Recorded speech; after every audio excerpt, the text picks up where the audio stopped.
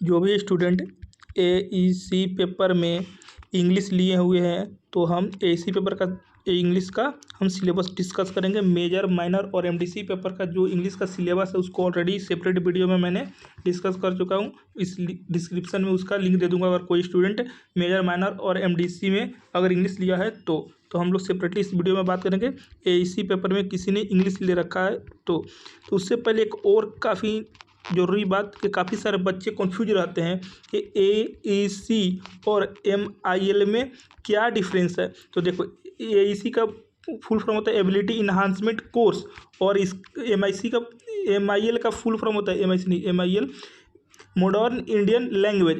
देखो, AEC एक paper, जगह मेजर पेपर है, माइनर पेपर है, MDC पेपर है, ठीक है। उसी तरह AEC एक पेपर का नाम है, ठीक है। इनका 4 सेमेस्टर तक पढ़ाई होता है। तो आपको 4-5 सेमेस्टर तक पढ़ाई होता है तो इसका AEC ही बोलेंगे, ठीक है, हर पेपर को। लेकिन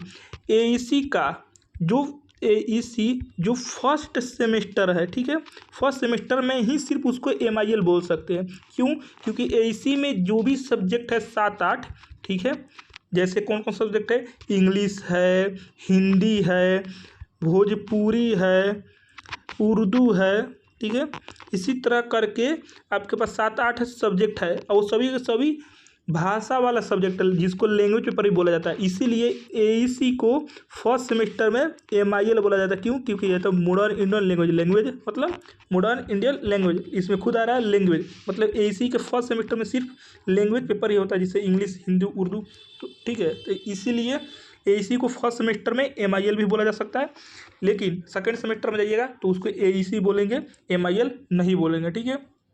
तो ये बात काफ़ी क्लियर करना जरूरी था क्योंकि बहुत सारे स्टूडेंट नए नए होते हैं, एडमिशन लिए होते हैं ग्रेजुएशन में, तो काफ़ी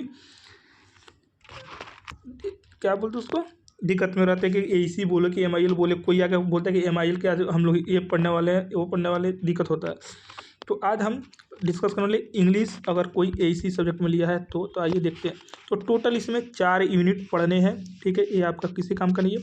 यूनिट 1 में पढ़ना है आपको sentence and parts of speech with their uses, ठीक है, subject, verb, agreement, tense and voice, direct and indirect speech, clauses and their types, ठीक है, यूनिट 1 में पढ़ना है। यूनिट 2 में पढ़ना है वर्ड फॉर्मेशन, प्रीफिक्स और फिक्स, कन्वर्जन, कंपाउंड, एब्रिविएशन, ठीक है, आइडियोजिम एंड फ्रेजेस।